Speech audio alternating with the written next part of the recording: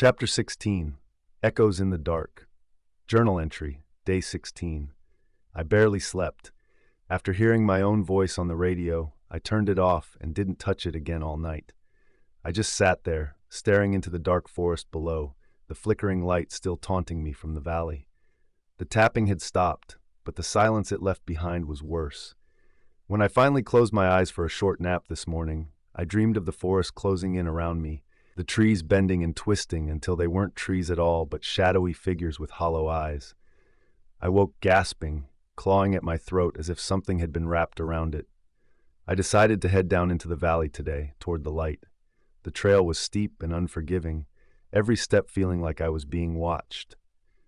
Several times I stopped and turned around, rifle raised, but the woods were empty, or at least they seemed that way. Then I saw them. Footprints. Not boot prints like mine, but bare feet. The tracks were erratic, overlapping and spiraling like someone had been stumbling or dancing. They weren't old either. The edges were sharp, and the damp ground hadn't yet dried where the weight of the steps had pressed. I followed them for a while, but they disappeared into a cluster of rocks. It wasn't until late afternoon that I reached the valley floor. The light was gone, but something else was waiting for me. A cabin. It stood there, leaning slightly to one side, its windows dark and empty like hollow eyes. The door was ajar, creaking softly as the wind pushed it back and forth. It looked like it hadn't been used in years, but there were signs of recent activity. An axe leaned against the porch railing, its blade clean and sharp. A pile of wood sat nearby, neatly stacked. I wanted to walk away, to turn back and climb out of the valley, but something pulled me forward. The air inside the cabin was damp and cold, carrying the faint scent of decay. The floorboards groaned under my boots as I stepped inside, the dim light from the doorway barely enough to see by.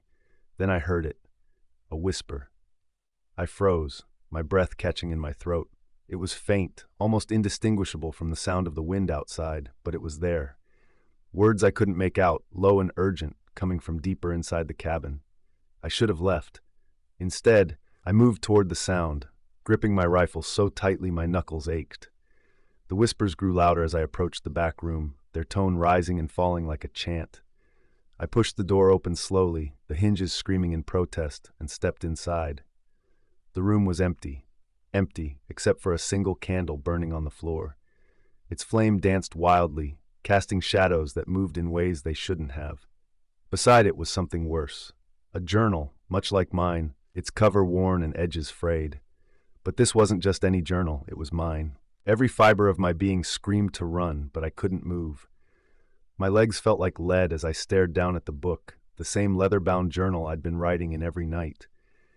I reached for it with trembling hands, flipping it open to the first page.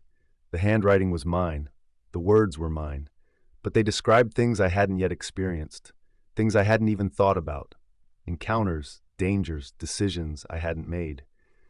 The last entry chilled me to the core. It read, "You'll find this journal in the cabin just before the light goes out." And as I looked up, the candle's flame sputtered and died, plunging the room into darkness.